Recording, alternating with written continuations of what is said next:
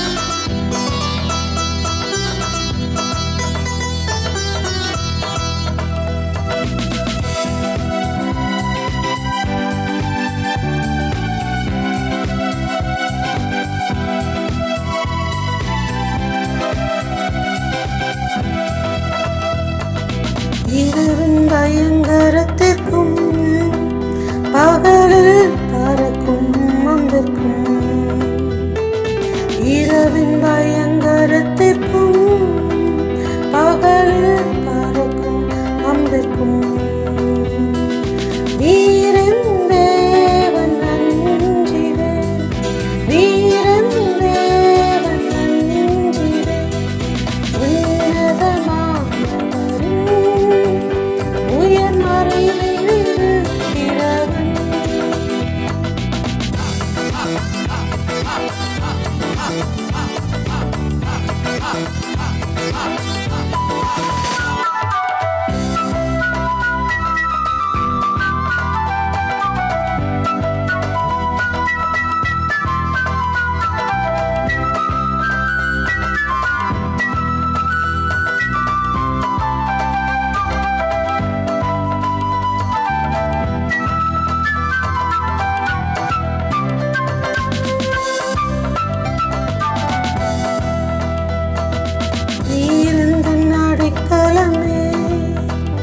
நீரே என் கோட்டையுமே,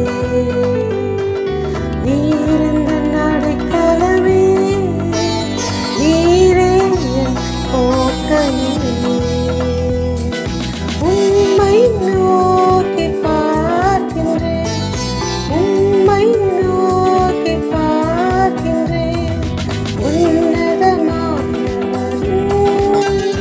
உயர் மறைவில் இருக்கிறவன்.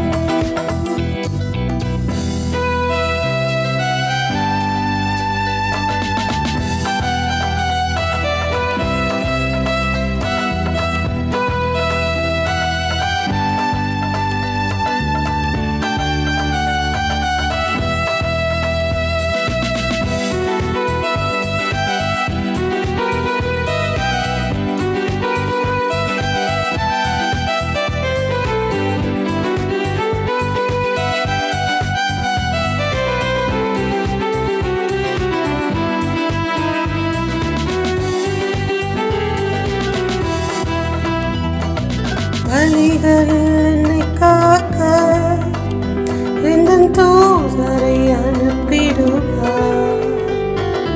வழிகளில் என்னை காக்க உந்தன் தூதரை அனுப்பி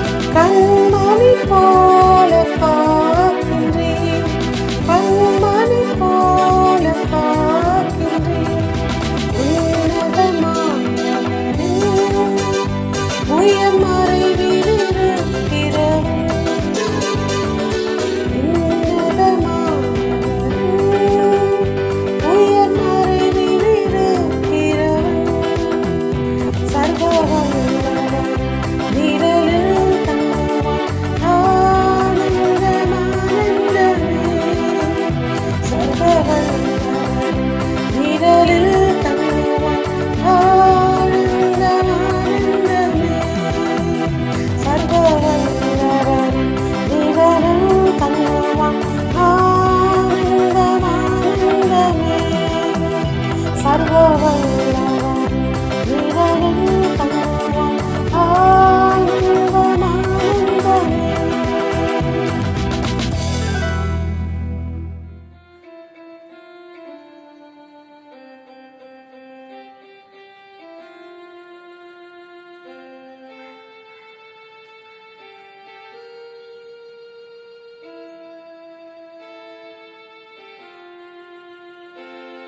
நான் உம்மிடத்தில் வந்த போதெல்லாம்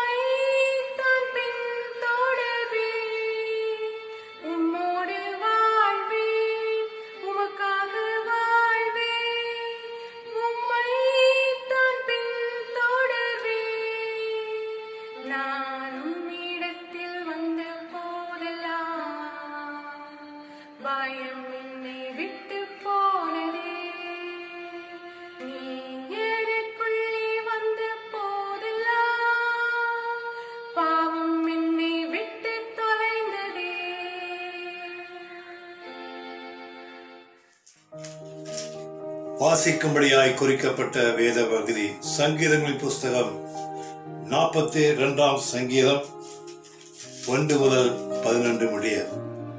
42 சங்கீதம் 1 முதல் 11 முடிய.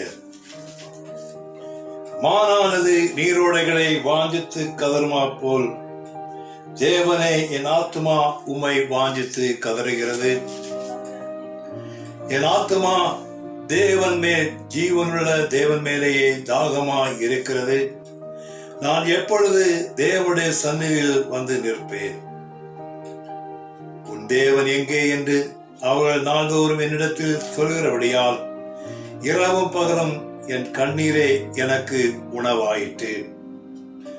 முன்னே நான் பண்டிகையை ஆசரிக்கிற ஜனங்களோட கூட நடந்து கூட்டத்தில் களிப்பும் துதியுமான சத்தத்தோட தேவாலயத்திற்கு போய் வருவேனே.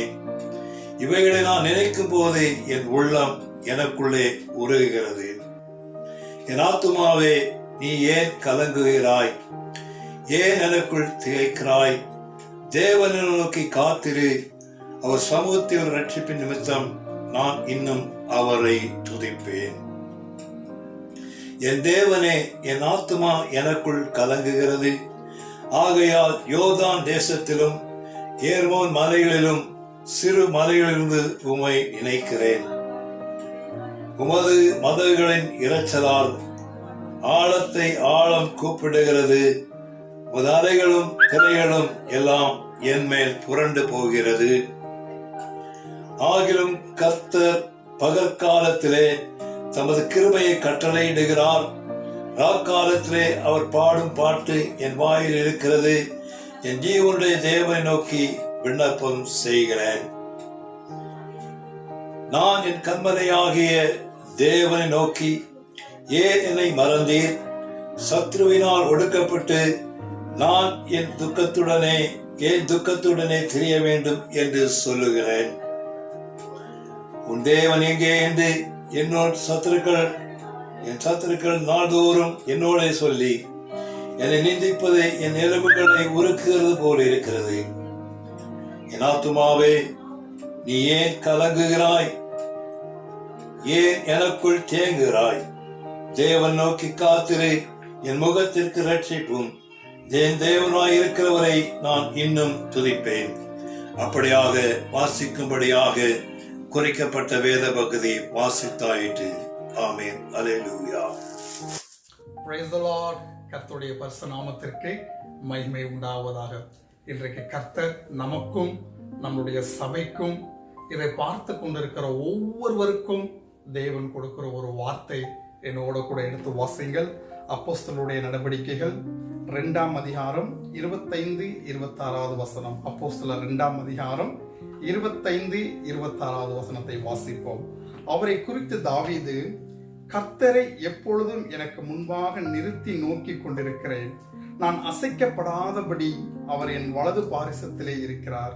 அதனாலே என் இருதயம் மகிழ்ந்தது, என் நாவு களி கூர்ந்தது, என் மாம்சமும் நம்பிக்கையோடு தங்கி இருக்கும். ஹல்லேலூயா. பாருங்க, நம்ம வாசிக்கிறோம், கர்த்தரை எப்பொழுதும் எனக்கு முன்பாக நிறுத்தி நோக்கி கொண்டிருக்கிறேன். தாவீது சொல்றாரு, கர்த்தரை எப்பொழுதும் எனக்கு முன்பாக நிறுத்தி நோக்கி கொண்டிருக்கிறேன். நான் அசைக்கப்படாதபடி அவர் என் வலது பாரிசத்திலே தங்கியிருக்கிறார். ஹல்லேலூயா. அருமையான பிரியமானவர்களே, இதை பார்த்து கொண்டிருக்கிற, இதை கேட்டுக் கொண்டிருக்கிற ஒவ்வொருவருக்கும் தேவன் இன்றைக்கு கொடுக்கின்ற ஒரு வார்த்தை, நீ அசைக்கப்படுவதில்லை. ஹல்லேலூயா. நீங்கள் அசைக்கப்படுவதில்லை. ஹல்லேலூயா. பாருங்க, எந்த விதமான சூழ்நிலைகளா இருக்கலாம், எப்படியாப்பட்ட காரியங்களாக இருக்கலாம், ஆனா கர்த்தர் இன்றைக்கு நமக்கு கொடுக்கிற ஒரு வார்த்தை, நீ அசைக்கப்படுவதில்லை. தாவீது அதான் சொல்றாரு, கர்த்தரை எப்பொழுதும் எனக்கு முன்பாக நிறுத்தி நோக்கி கொண்டிருக்கிறேன். பாருங்க, நாமளும் நம்மளுடைய வாழ்க்கையில எந்த காரியத்துக்கும் அசைக்கப்படாம ஸ்ட்ராங்கா இருக்கணும்னா ஒரே ஒரு காரியம்தான், எப்பொழுதும் கர்த்தரை நமக்கு முன்பாக நிறுத்தி நோக்க வேண்டும். ஹல்லேலூயா. அவரை கூப்பிட வேண்டும், அவரை பார்க்க வேண்டும். அப்படி பார்க்கும்போது அவர் வலது பாரிசத்திலே தங்கியிருப்பார். ஹalleluya. பாருங்க, நம்மளுடைய இருதயம் மகிழும்படி, நம்மளுடைய நாவு களி கூறும்படி, ஹalleluya, நம்பிக்கை தங்கி இருக்கும்படி கர்த்தர் நம்மோடு இருப்பார். ஹalleluya. பிரியமானவர்களே, நம்மை சுத்தி பாருங்க, நிறைய காரியங்கள் நடந்து கொண்டிருக்கலாம். டஃப் சிச்சுவேஷன் போல காட்சி அளிக்கலாம். ஆனா கர்த்தர் நாம் அசைக்கப்படாதபடி அவர் வலது பாரிசத்திலே தங்கியிருப்பார். ஹalleluya. பாருங்க, சங்கீதக்காரன் தாவீதினுடைய வாழ்க்கையில கூட ஒரு டஃப் சிச்சுவேஷன், ஒரு கடினமான சிச்சுவேஷன். பாருங்க, நாம கூட சொல்லலாம், நீங்க கூட சொல்லலாம், என்னுடைய வாழ்க்கையில கூட ஒரு டஃப் சிச்சுவேஷன் தான். இங்க வாசிக்கிறோம் பாருங்க, நான் வாசிக்கிற ஒரு வசனத்தை, தாவீது ராஜாவினுடைய வாழ்க்கையில பாருங்க ஒரு கடினமான காரியம் தான், ஒரு டஃப் சிச்சுவேஷன் தான். வாசிக்கிறேன் 2 சாமுவேல் 15ஆம் அதிகாரம் 30வது வசனத்தை வாசிக்கிறேன். 2 சாமுவேல் 15:30. தாவீது தன் முகத்தை மூடி வெறுங்காலால் நடந்து அழுது கொண்டு ஒளிவு மலை மேல் ஏறி போனான்.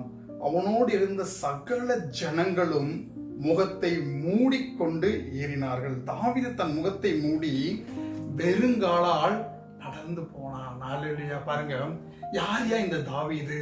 ஒரு பெரிய ராஜா, எல்லாராலும் போற்றப்படக்கூடிய ஒரு பெரிய ராஜா. தாவீது தன்னுடைய சொந்த மகனுக்கு பயந்து, உயிருக்கு பயந்து ஓடி ஒளிந்து கொண்டிருக்கிறார். பாருங்க, எவ்வளோ பெரிய ஒரு டஃப் சிச்சுவேஷன். நம்ம கூட பாருங்க, வாழ்க்கையில இன்றைக்கு உயிருக்கு பயந்து ஓடி ஒளிந்து கொண்டிருக்கிறோம். ஹalleluya. தாவீதும் உயிருக்கு பயந்து ஓடி ஒளிந்து பாருங்க, பெரிய ராஜா. இப்ப அவர் நிலைமை என்ன?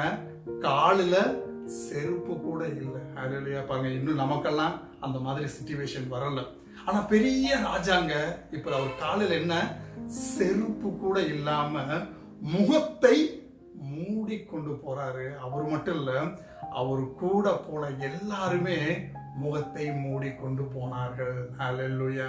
பாருங்க, அவருடைய வாழ்க்கையில ஒரு டஃப் சிச்சுவேஷன். அருமையான பிரியமானவர்களே, இன்றைக்கு நீங்கள் உங்களுடைய வாழ்க்கையில எந்த வழியாய் நீங்க போய் கொண்டிருக்கிறீங்க? எப்படியாப்பட்ட கடினமான சூழ்நிலைகளை நீங்க ஃபேஸ் பண்ணி கொண்டிருக்கிறீங்க? முகத்தை மூடிக்கொண்டு நடந்து கொண்டிருக்கிறீர்களா? ஹalleluya. பாருங்க, தாவீது சொல்றாரு, நான் அசைக்கப்படுவதில்லை. ஆமென். நான் சொல்றேன், அதே வார்த்தை அன்றைக்கு தாவீதோட தேவன் வலது பாரிசத்தில் இருந்த அதே ஆண்டவர் இன்றைக்கு உங்களோடும் என்னோடும் இதை பார்த்து கொண்டிருக்கிற ஒவ்வொருடைய வலது பாரிசத்திலே அவர் இருக்கிறார். நீங்கள் அசைக்கப்படுவதில்லை. ஹalleluya. தாவீது ஓடி ஒளிந்தார், முகத்தை மூடிக்கொண்டார். பிரியமானவர்களே, நமக்கு கூட அதே மாதிரி சூழ்நிலை வரும்போது பாருங்க, அதே தாவீது சொல்றாரு, சங்கீதம் 3ஆம் அதிகாரம் 3வது வசனத்துல, முகத்தை மூடிக்கொண்டு ஓடின தாவீது சொல்றாரு, கர்த்தாவே, நீரே என் மகிமையும் என் கேடகமும் என் தலையை உயர்த்துகிறவருமாய் இருக்கிறீர். ஹalleluya.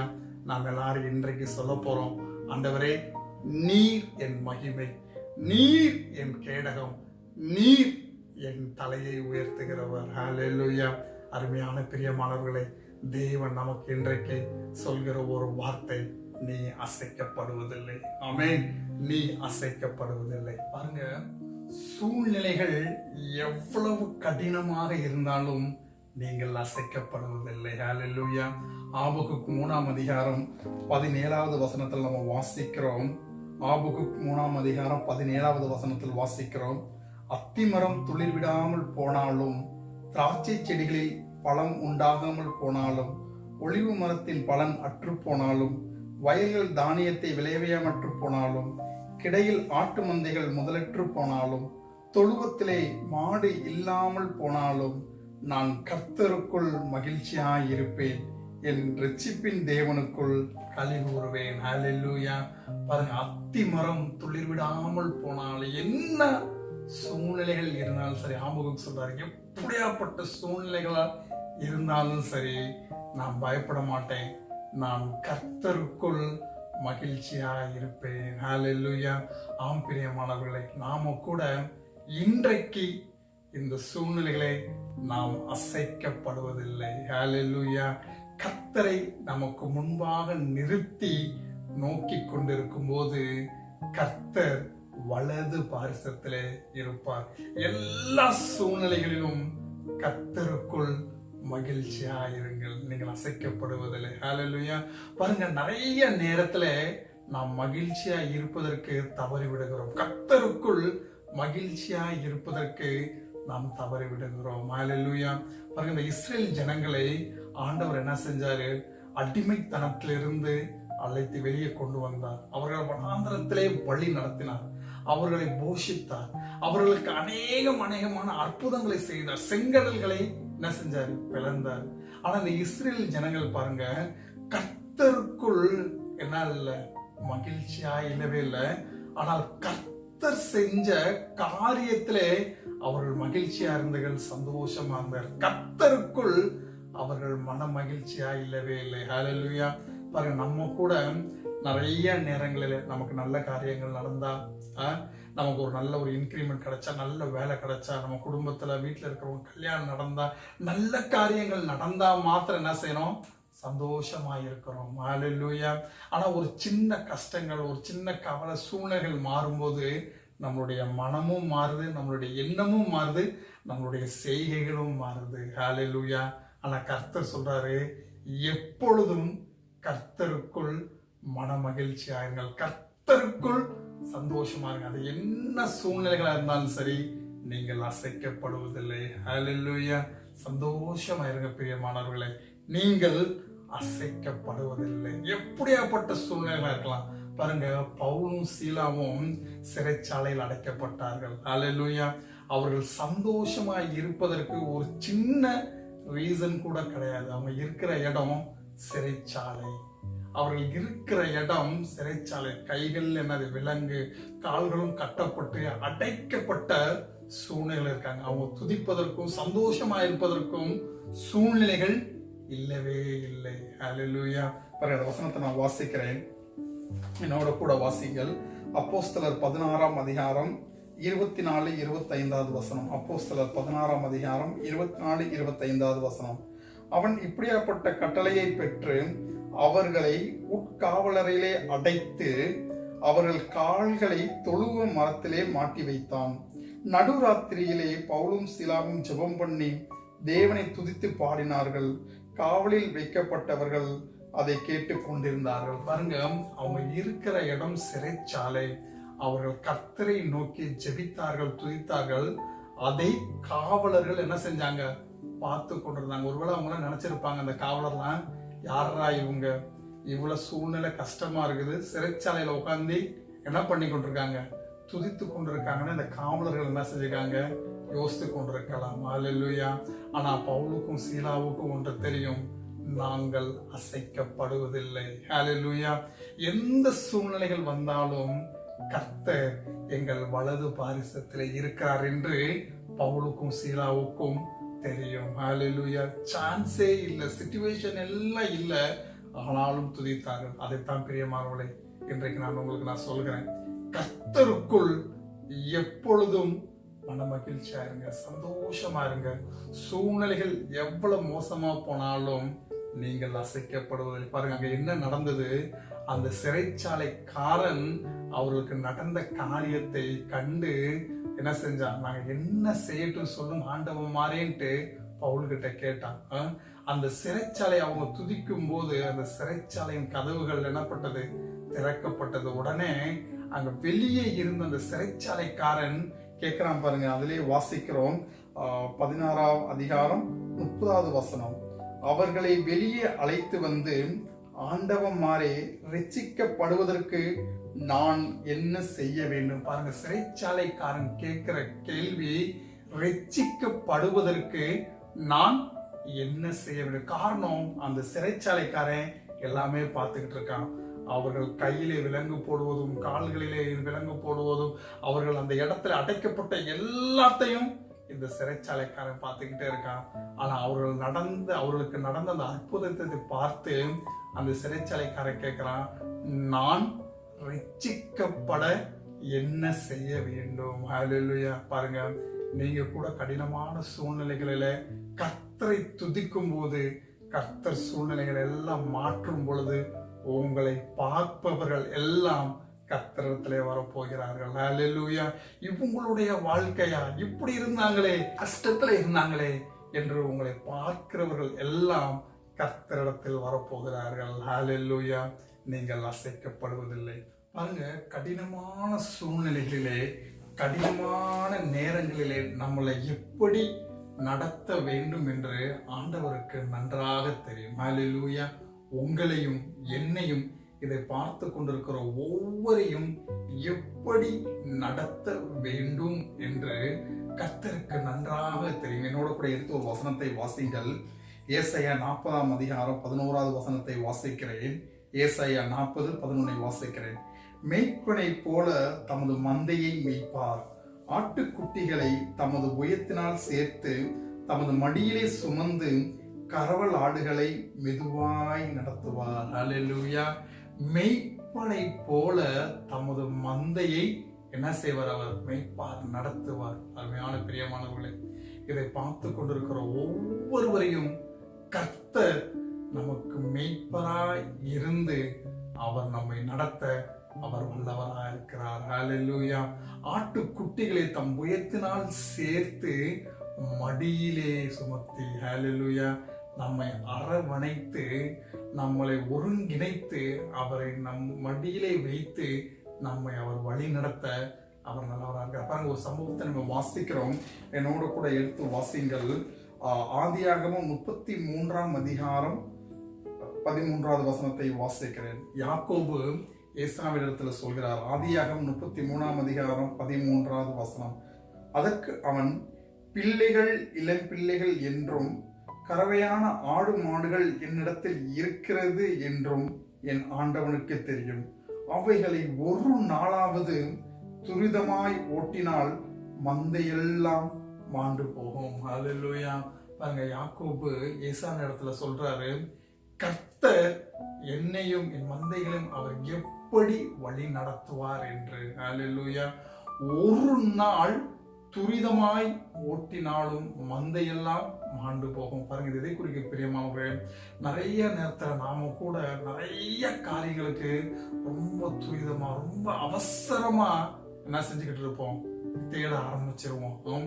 இது கிடைக்கலையே, அது கிடைக்கலையே, இப்படி ஆயிடுச்சு, அப்படி ஆயிடுச்சுன்ட்டு நம்ம புலம்ப ஆரம்பிச்சிருவோம். ஆனா கர்த்தர் இன்னைக்கு சொல்கிற ஒரு வார்த்தை, அவர் மந்தையை மேய்ப்பது போல தமது பிள்ளைகளை என்ன செய்வாராம்? மெய்ப்பனை போல அவர் நம்மளை வழிநடத்த வல்லவரா இருக்கிறார். இங்க வாசிக்கிறோம், யாக்கோபு சொல்றார், ஒரு நாள் என்னுடைய மந்தையை துரிதமாய் ஓட்டினால் என்ன செஞ்சிடும்?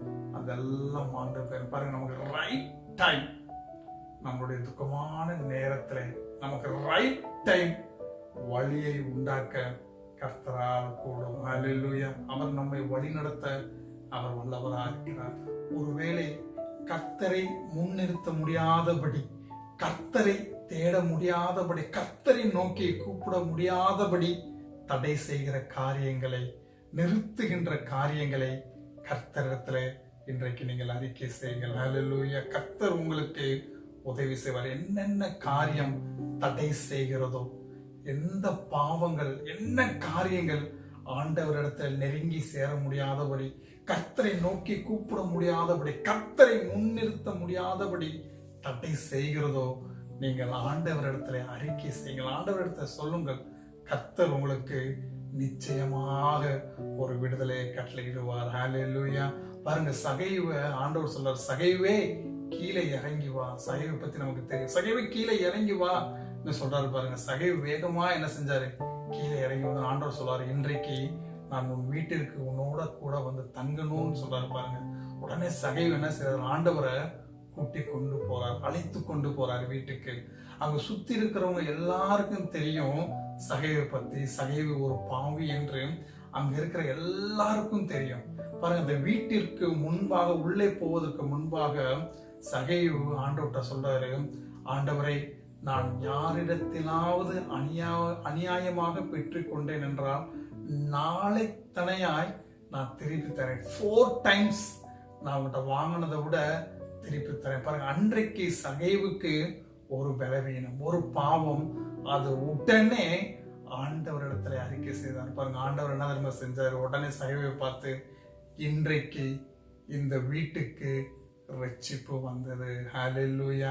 பாருங்க, உங்களுடைய பலவீனங்கள், உங்களுடைய விட முடியாத காரியங்கள், ஆண்டவரிடத்துல சேர முடியாமல் தட்டுக்குகிற காரியங்கள், தடை செய்கிற காரியங்களை நீங்கள் கர்த்தரிடத்துல சொல்லும்போது ஆண்டவர் சொல்றாரு, இன்றைக்கு உங்களுக்கு ரட்சிப்பு வந்தது, உங்களுடைய வீட்டுக்கு ரட்சிப்பு வந்தது என்று. ஹalleluya. நாம் அப்படியே கண்களை மூடி ஜெபம் செய்வோமா? நன்றி ராஜா. கர்த்தாவே, இந்த அருமையான நேரத்திலே சுவாமி உம்மை நோக்கி நாங்கள் பார்க்கிறோம் ஆண்டவரே. தேவனே, உம்மை நோக்கி நாங்கள் பார்க்கிறோம் சுவாமி. நாங்கள் அசைக்கப்படுவதில்லை ஆண்டவரே. அவனப்பா, இதை பார்த்து கொண்டிருக்கிற ஒவ்வொருவரும் ஆண்டவரே, சூழ்நிலைகள் எப்படியாக இருந்தாலும் சரி சுவாமி, அவர்கள் அசைக்கப்படுவதில்லை ஆண்டவரே. காரணம், எப்பொழுதும் கர்த்தரை அவர்களுக்கு முன்பாக நிறுத்தி அவரை நோக்கி அவர்கள் வேண்டினபடியால் ஆண்டவரை நீர் அவருடைய வலது பாரிசத்தில் இருக்கிறீர் சுவாமி. நாங்கள் அசைக்கப்படுவதில்லை ஆண்டவரே. அவனப்பா, நீர் எங்களுக்கு மகிமையும் கேடகமும் எங்கள் தலையை உயர்த்துகிறோமா இருக்கிறீர் சுவாமி. இந்த ஆவியானவரை, இன்றைக்கு இந்த செய்தியை, இந்த வார்த்தையை, இந்த வசனத்தை கேட்டுக்கொண்டிருக்கிற ஒவ்வொருவருடைய தலையையும் ஆண்டவரை நீர் உயர்த்த வல்லவராய் இருக்கிறீர் ஆண்டவரே. அவனப்பா, நீர் எங்களை எவ்வளி நடத்த வேண்டும், எப்படி நடத்த வேண்டும் என்று நடத்த நீர் எங்களுக்கு ஒரு மெய்ப்பராய் இருக்கிறீர் சுவாமி. அவனப்பா, நீர் சகையை பார்த்து சொன்னீரே, இன்றைக்கு இந்த வீட்டிற்கு ரட்சிப்பு வருவதாக என்று. ஆண்டவரே, இன்றைக்கு இந்த நிகழ்ச்சியை பார்த்து கொண்டிருக்கிற ஒவ்வொருடைய வாழ்க்கையிலும் ஒரு ரட்சிப்பு வரட்டும் ஆண்டவரே. எல்லா சூழ்நிலைகளிலும், எல்லா நேரங்களிலும் உம்மை மாத்திரம் ஆண்டவரே அவர்கள் முன் நிறுத்தி உம்மை நோக்கி அவர்கள் பார்க்க கடவுள் ஆண்டவரே. அவனப்பா, தேவாவியானவரே, நாங்கள் வாசிக்கிறோம், மனுஷகுமாரன் இழந்து போனதை தேடவும் ரட்சிக்கவுமே வந்திருக்கிறார் என்று ஆண்டவரே. அவனப்பா, கர்த்தாவே, பார்த்து கொண்டிருக்கிற ஒவ்வொருடைய வாழ்க்கையிலும் பெரிய காரியங்களை செய்வதற்காக நன்றி சுவாமி. ஆமனப்பா, நாங்கள் எந்த சூழ்நிலையிலும் அசைக்கப்படாதபடி நீர் எங்களை தாங்கி வழிநடத்தின தயவுக்காக நன்றி சுவாமி. எல்லா துதி, எல்லா கனம், எல்லா மகிமை ஒவ்வொருவருக்கே ஏறெடுக்கிறோம் நல்ல பிதாவே. ஆமென். ஆமென். God bless you.